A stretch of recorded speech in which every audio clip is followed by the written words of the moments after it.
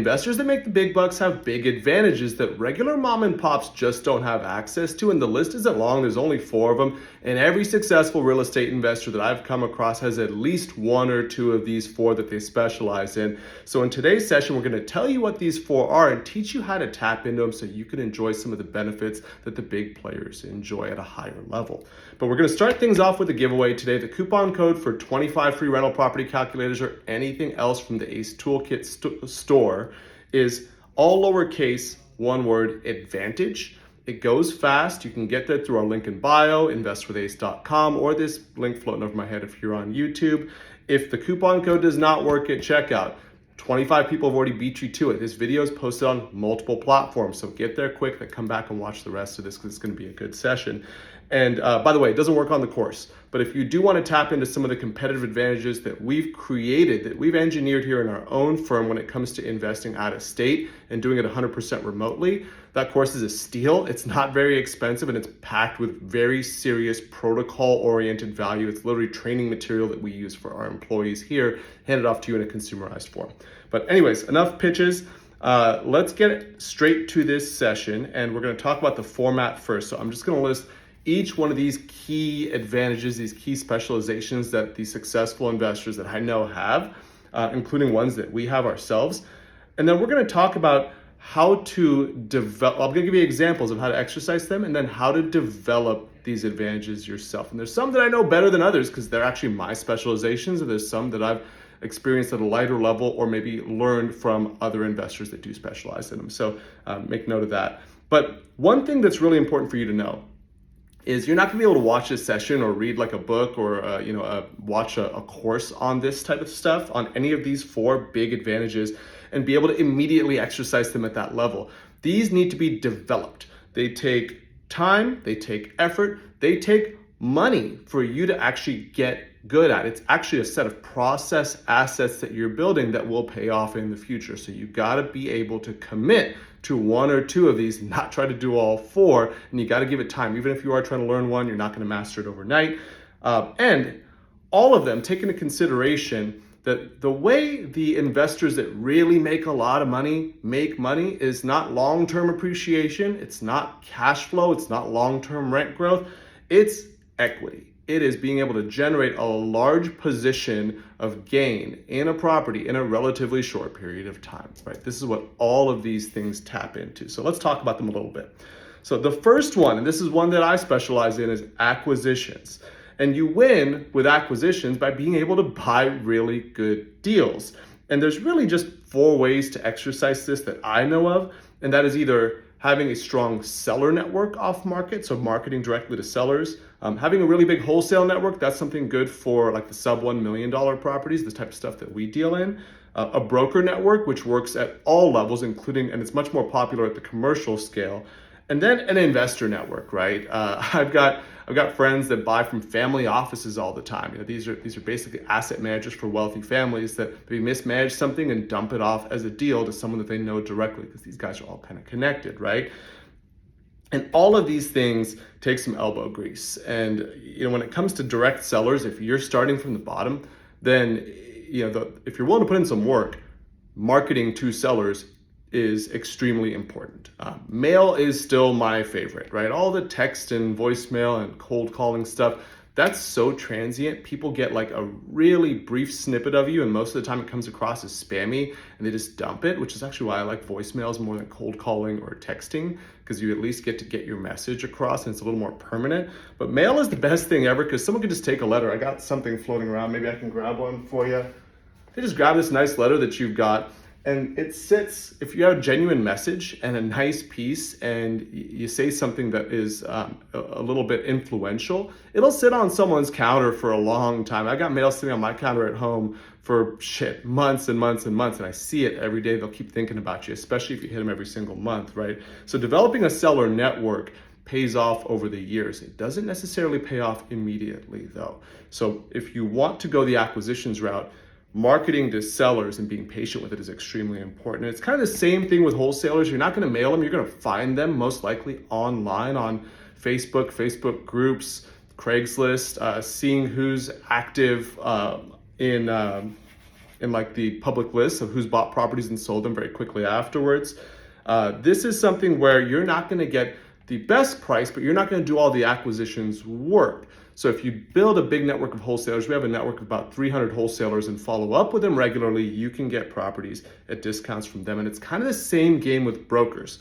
But to win with wholesalers or brokers, or even the investor network, you've got to demonstrate credibility. You actually close on deals. That means you got to spend money. That means you actually got to be willing to buy properties.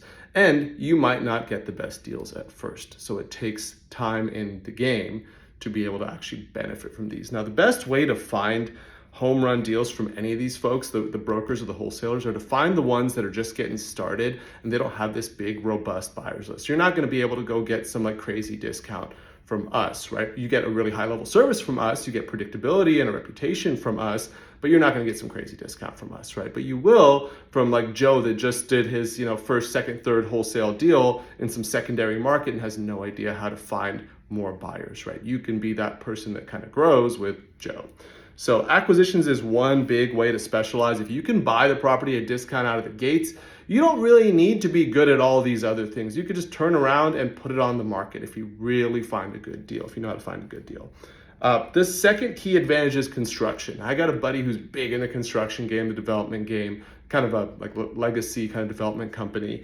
And he tells me all the time, he goes, "Hey, Elliot, you really need a construction company, man. And I never really know where to get started." And he said, you get started by paying people a little bit too much. You develop your footprint in a market, and then you start to gradually get better deals through the people that you work with and find new people to work with as you have volume to be able to provide to them, right? So cheaper work is big. But also faster and reliable work allows you to get into properties that you'd normally pass on, right? So we take on stuff now, and we put in time with all these different construction teams and property management's construction teams, and we're confident in the outcomes we can get. We used to pass on big foundation issues or completely vacant properties that looked like total gut jobs, even if they were steals.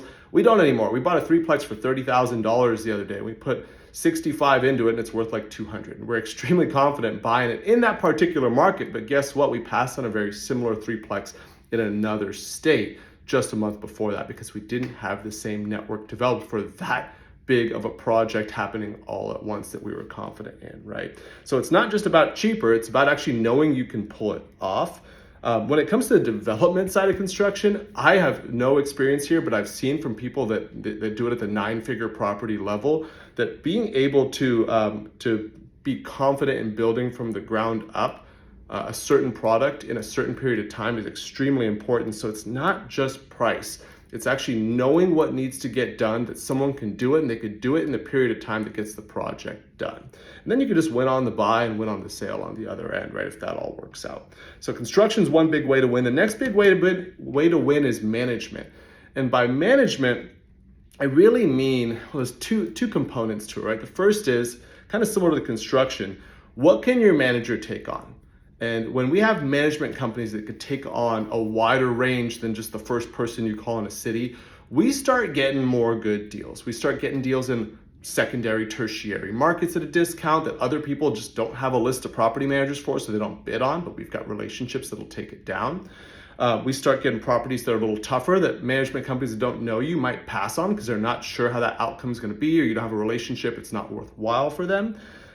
We start feeling a little less timid with the properties that we can get into. We can get into C neighborhoods and be successful. And all of a sudden now we can franchise that out to our investor network and they could be successful in C neighborhoods. And now we have a product to sell, right? So being able to take on a wide range of product through property management is extremely important. Now, taking it in-house is a bigger advantage, but you have to have some scale and justification to do that. At first, it's just, if you just self-manage and it's just you, then I hope you're trying to build a management company because it's just a waste of time if you're not. But if you're big, then taking it in-house could be a major perk too. But our favorite thing about long-term relationships with management is our level of confidence in a market and multiple markets around it. So we don't pass on deals because we don't wonder, oh crap, is our buyer gonna have a bad experience with this property manager? Or are we gonna have a bad experience with this property manager? Now we can do much more with a good management company in place that we can predict the behavior of.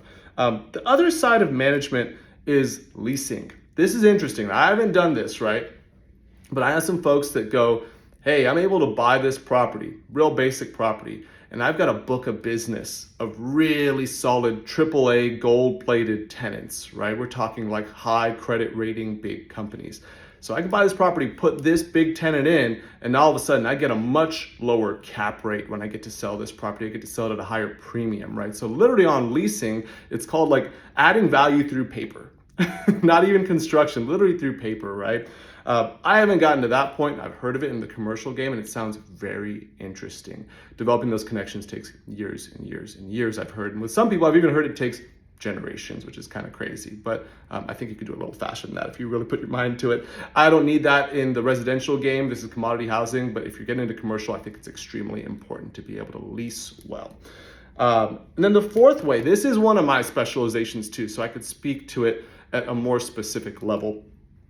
Investor relations, right? And investor relations really only gets you two things. It either gets you the ability to dispose of things, to be able to sell properties really well, or the ability to raise capital, have access to money. And they're really kind of the same thing, right? Being able to sell properties really well is just access to a lot of funds that want to buy your properties.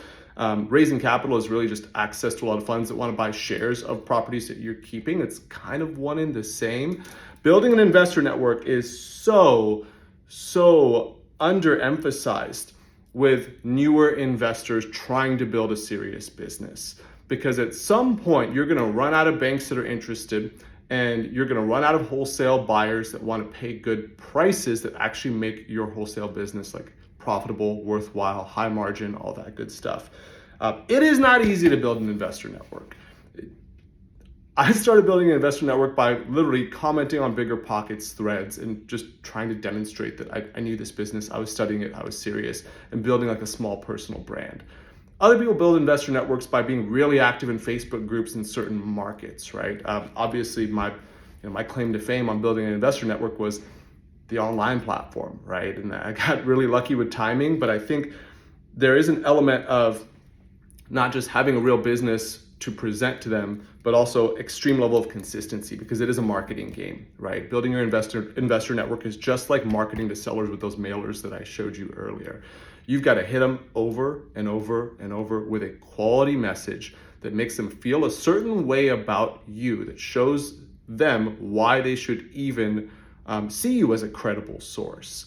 And then you've got to be able to do it over and over and over, and then drive them to your platform with some value for a reason, right? I've been making these posts for 4 years now, 5 years now, doing weekly free classes. I've done over 100 of them. I've not gotten paid $1 for these free classes directly. And at first I did them and there was no product to sell, and they didn't really do a whole lot for our investor list except for build this parasocial relationship. But it has paid off tremendously, because our ACE investor list, if you pool the total amount of funds that our qualified investors have claimed to have that they're willing to invest, the total is almost $2 billion. Now, of course, not all those people will invest with us. A small fraction of them will, because of how funnels and conversion works. But it's a whole lot of dollars that we get to move properties over to. And then if we have future projects, guess what? That process asset is there, and we get to go ahead and use it. If we want to get into the commercial game, if we want to go ahead and raise capital and do some sort of securitized format of real estate investing, it's already there for us, right? Having the investor network allows you also access to more product, the ability to increase margins on product, and then the ability to, I think, move a whole lot faster with more volume as well. So it's extremely important to invest in. I think every investor should have this one, number 4, and then pick one of the other 3, honestly, because you can outsource the rest of it, right? The 4 are acquisitions, construction, management, and investor relations. I think everyone should have investor relations. And then 1 to 3, figure that out yourself. I have 1 and 4. And I want to figure out construction next. I want to keep developing 1 and 4. I think they're more important than construction for me now. Acquisitions and investor relations are our bread and butter, and there's still more meat on the bone. But man, getting good at construction would really open up the type of properties that we'd be able to jump into. So that's our recap there today. And hey, just remember, these don't come overnight. You've got to really invest in building these. So pick one that you think you have the propensity to be successful at out of the gates, and start working on that one and that one only now, and then contract out the rest until you've figured out a way to go ahead and handle what your number 1 priority, and then you can start focusing on other things.